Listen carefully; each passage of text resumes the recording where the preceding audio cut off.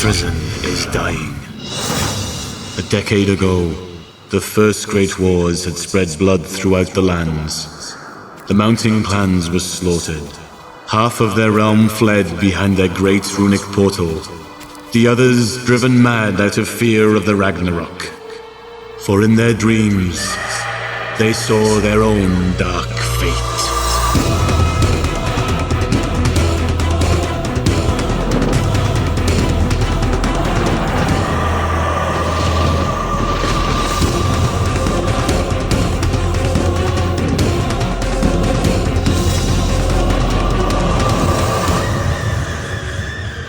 The Empire was governed by a feeble monarch.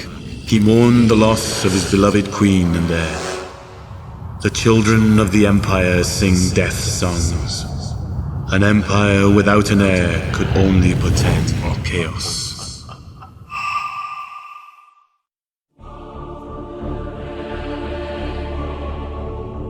Gallean's wrath upon Nevendaar was a thing of nightmares.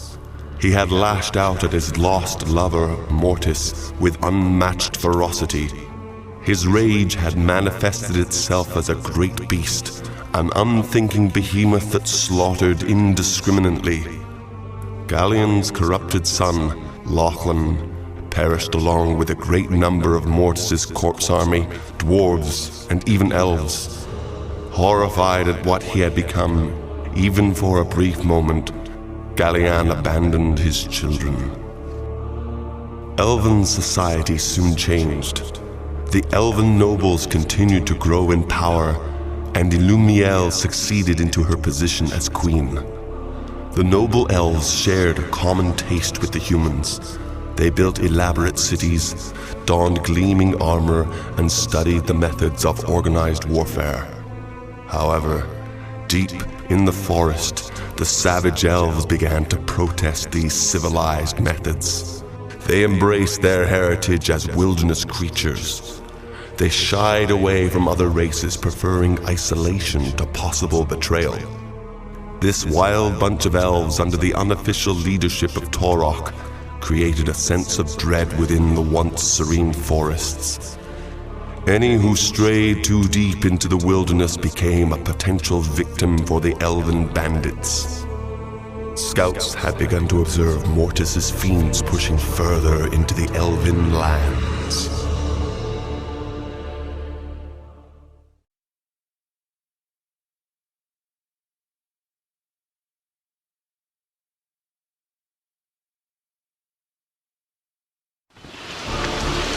I am here.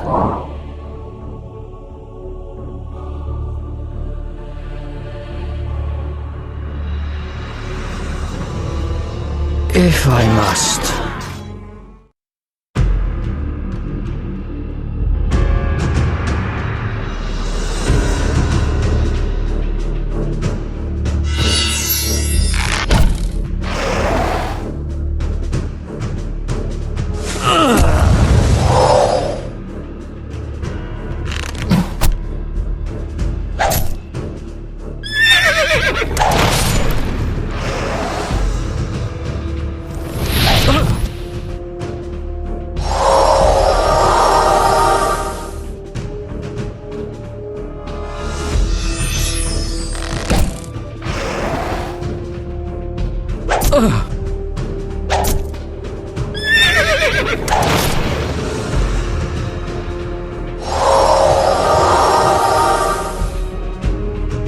Secret errand.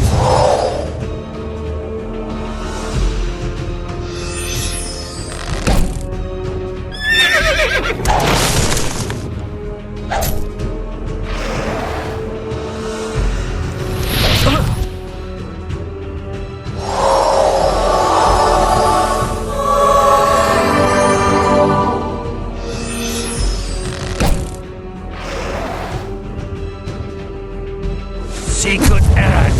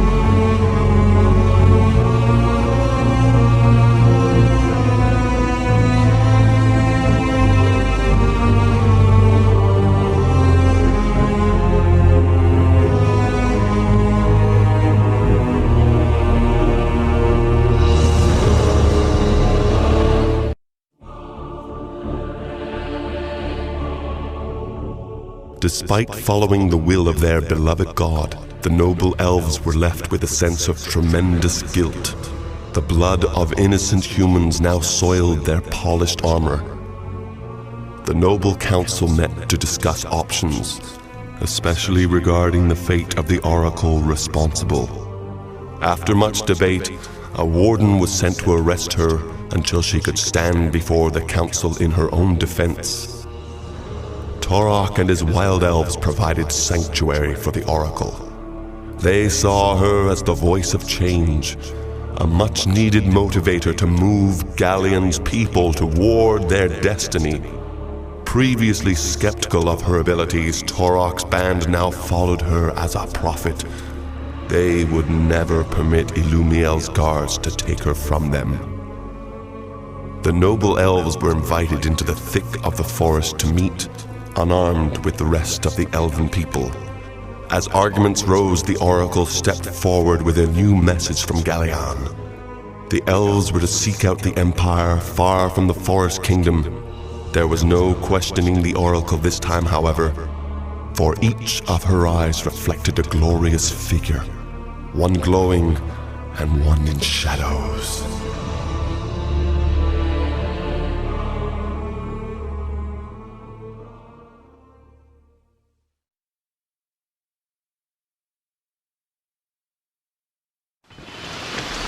I am here.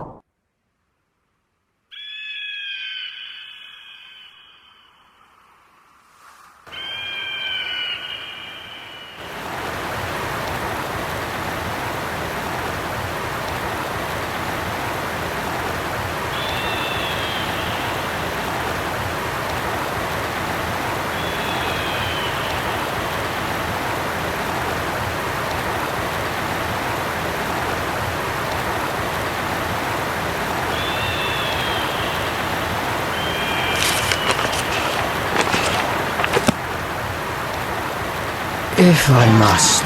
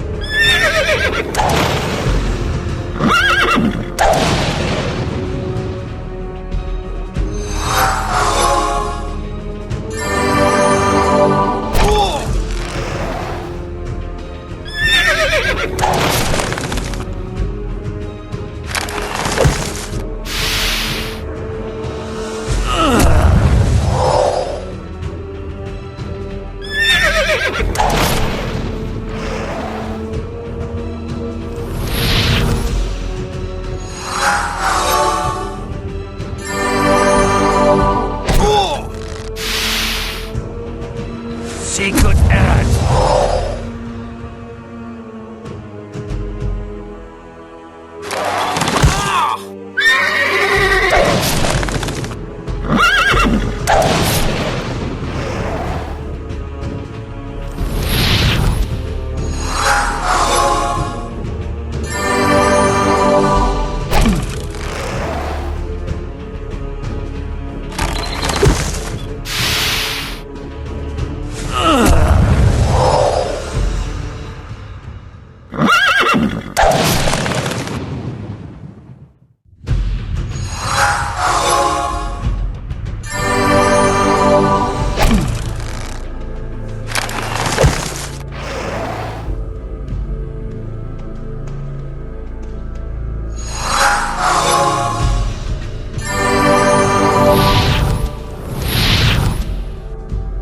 Ist die Sonne!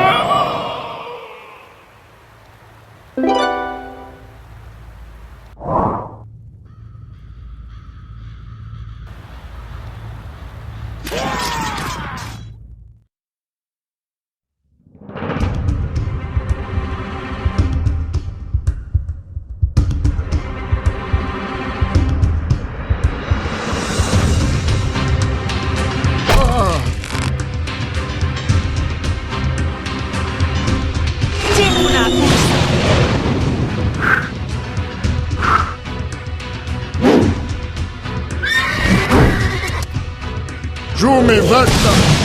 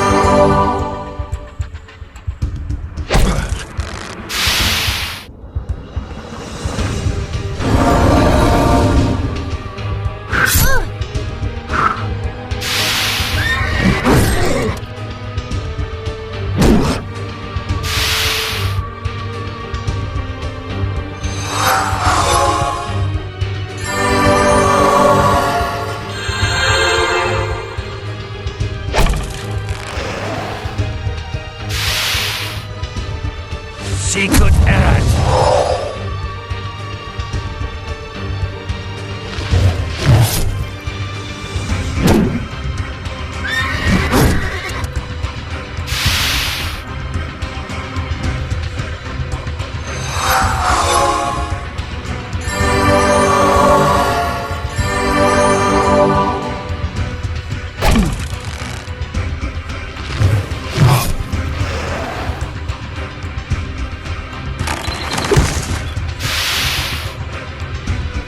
Secret errand.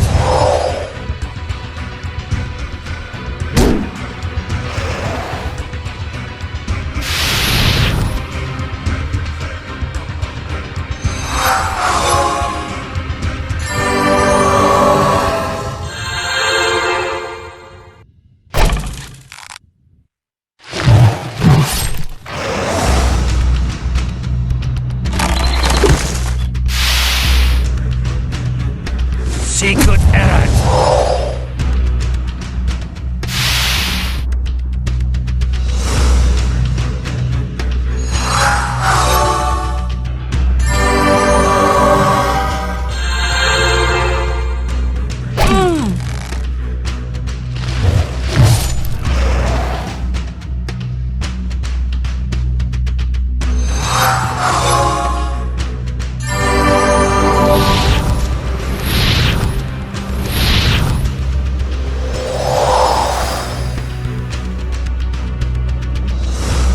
This can't be!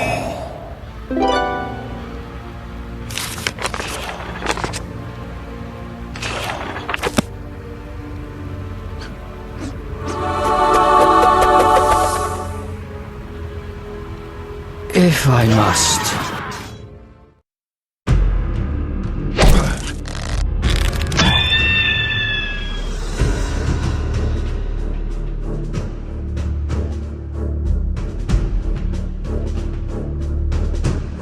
Secret errand.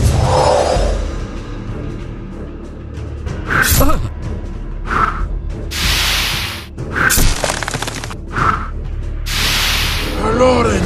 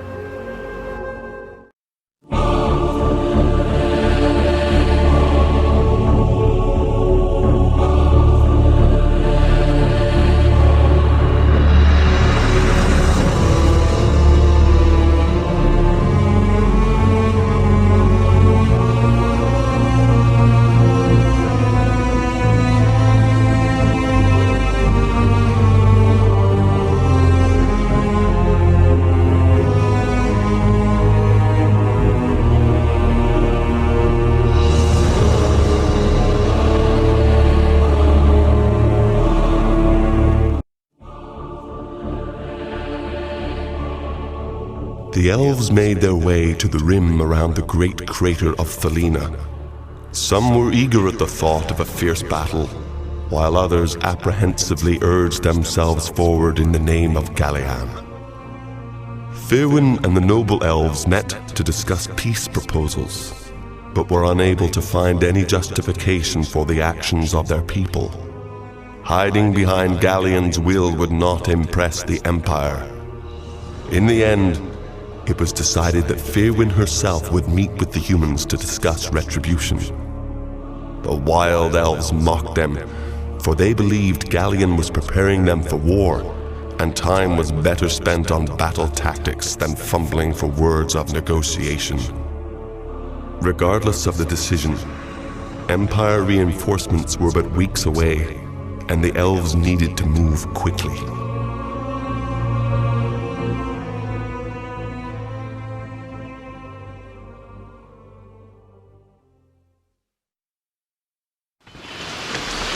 I am here.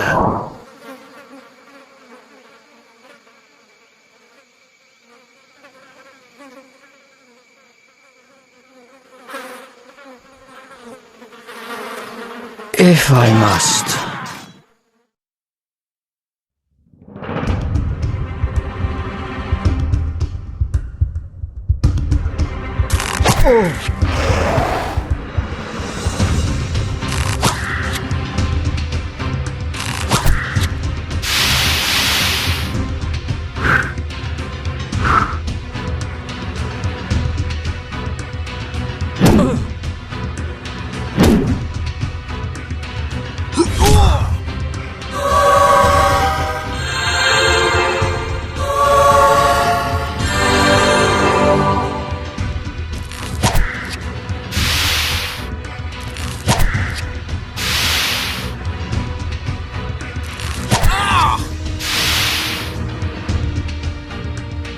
Secret errand.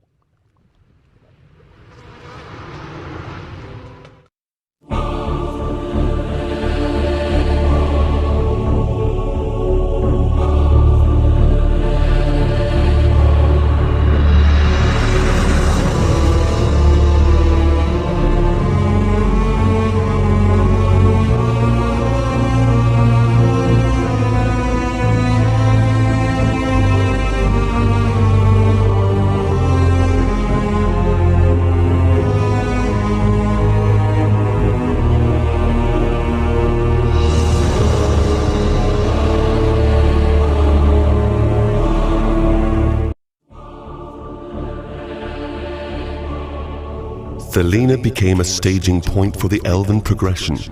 Just ahead was an open route into Fallenheim, the ancient land they had once lost to the mountain clans. The elves enjoyed their victory for a short while. The circle of Thelena had become a bustling grove where many elven warriors, both noble and wild, traveled in order to take part in the festivities. Under the illusion of celebration, Surface's plan was to bring in new recruits while he awaited further instructions from Hearth's Grove. Surface had embraced his new leadership and had served his people well.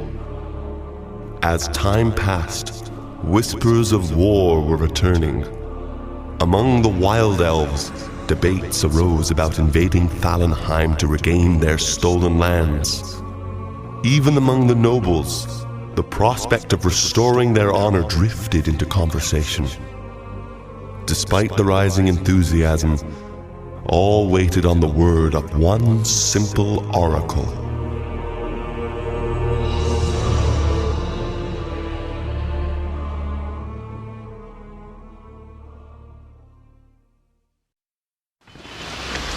Oh, Lassell.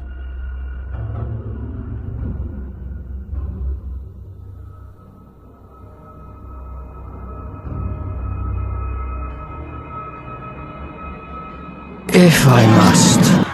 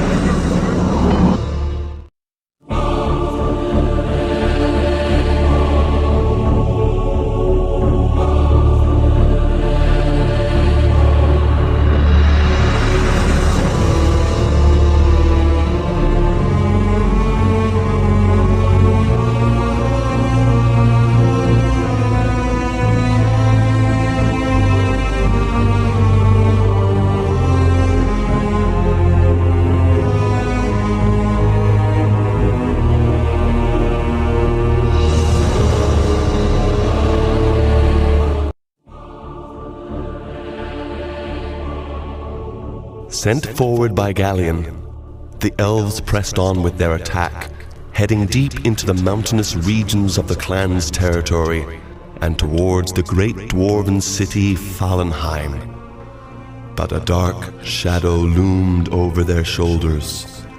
During their ascent, they had encountered the tattered corpses of dead elves brought back by unknown powers. Most pointed towards Mortis as the cause for this new horror, but others believed the source came from within. Surface and Giantel stationed a new grove atop the mountain heights, preparing for one final charge towards the mountain clans. As the dwarves leaned over their castle walls, they could hear "Vengeance for Gallean!" shouted by thousands in Elvish tongue. It would take but a word from the oracle to unleash ages of fury upon Wotan's children.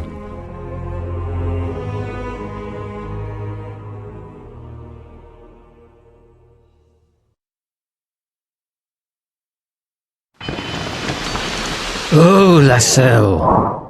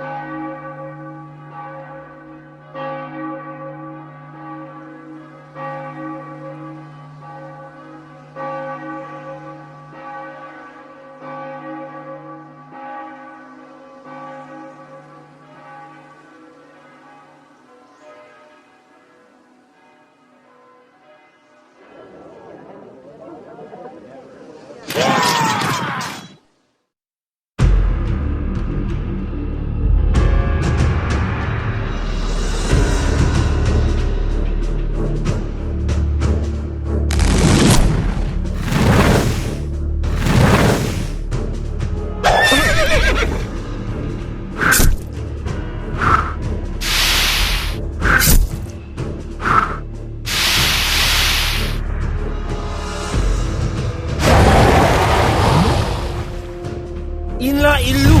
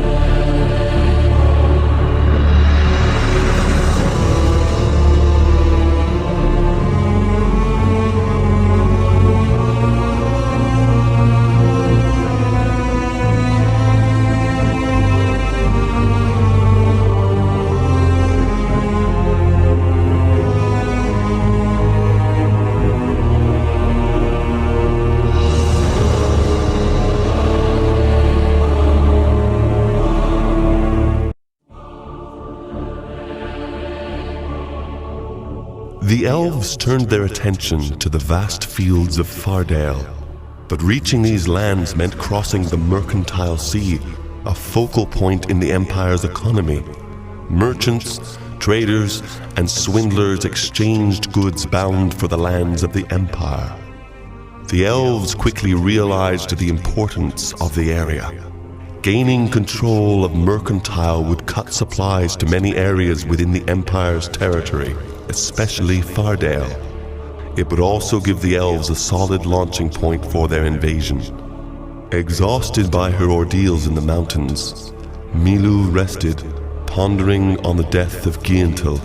Surface oversaw the rapid construction of a new grove on a small island and readied the first elven fleet in the history of their kind.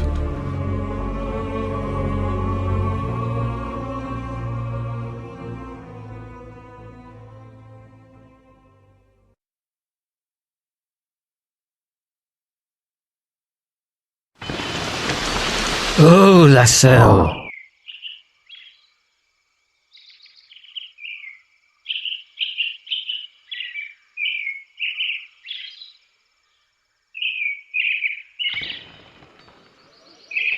If I must.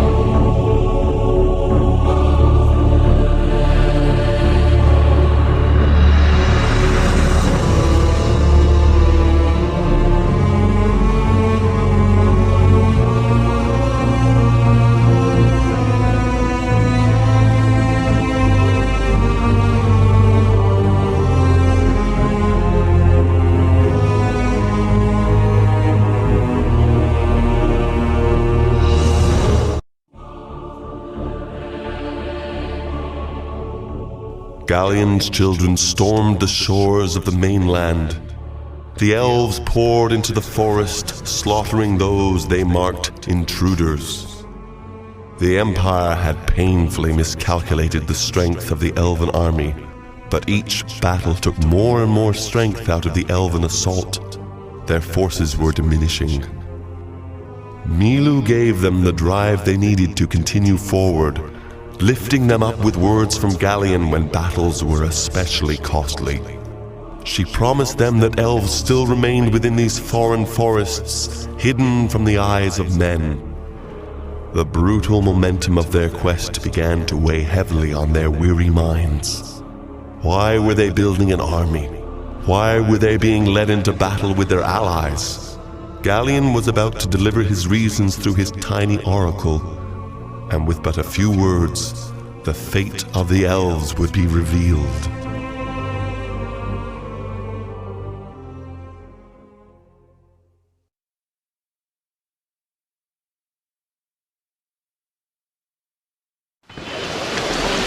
I am here.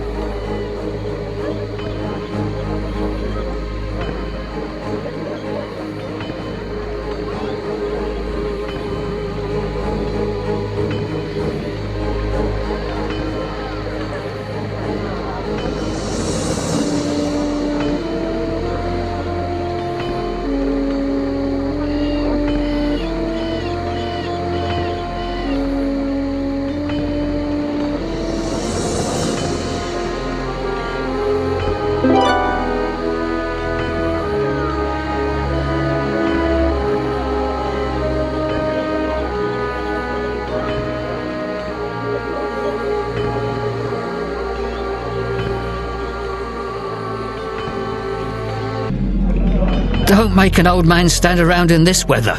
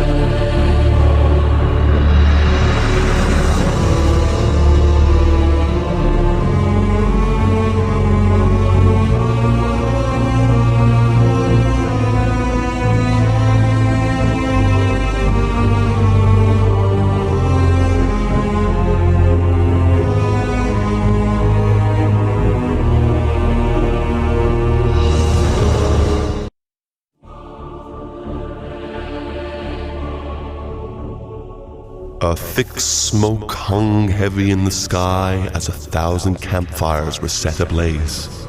Even the elves were shocked to see how massive their numbers grew once word of their plight spread through the forests. The humans perched upon the great walls of their fortress city, awe-stricken by the firelight within the trees. Emry, however, was a brilliant tactician, and with support from Queen Ambriel's spies, he was able to offer both protection and the chance for a great battle to the dwarves. With both axe and sword raised in defiance, the defenders of temperance awaited an epic confrontation. Milu sat alone in her hovel, tears for her people glistening on her cheeks. She felt a comforting presence next to her. Outside, another presence spread rage throughout the elven camps.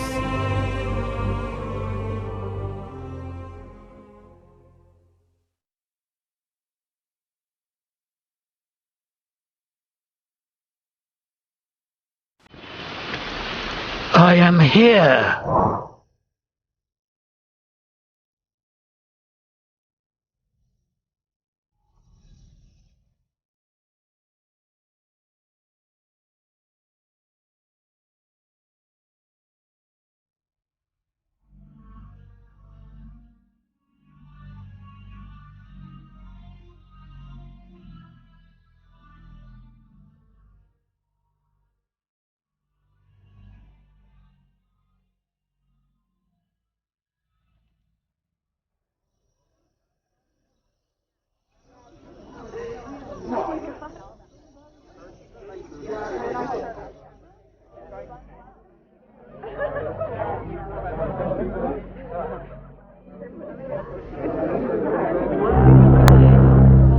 If I must.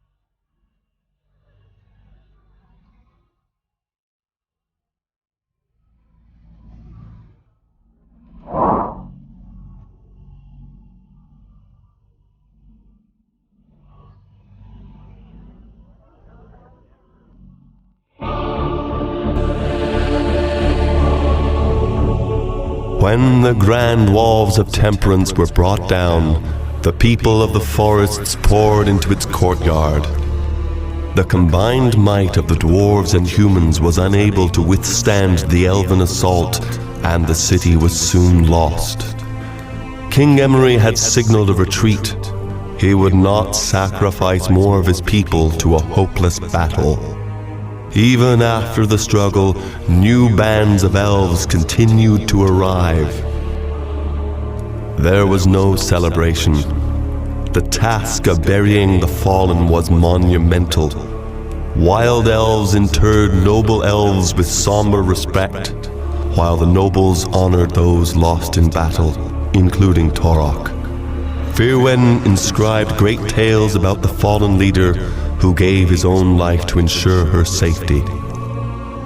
Illumiel struggled to raise the spirits of her people in such sorrowful times.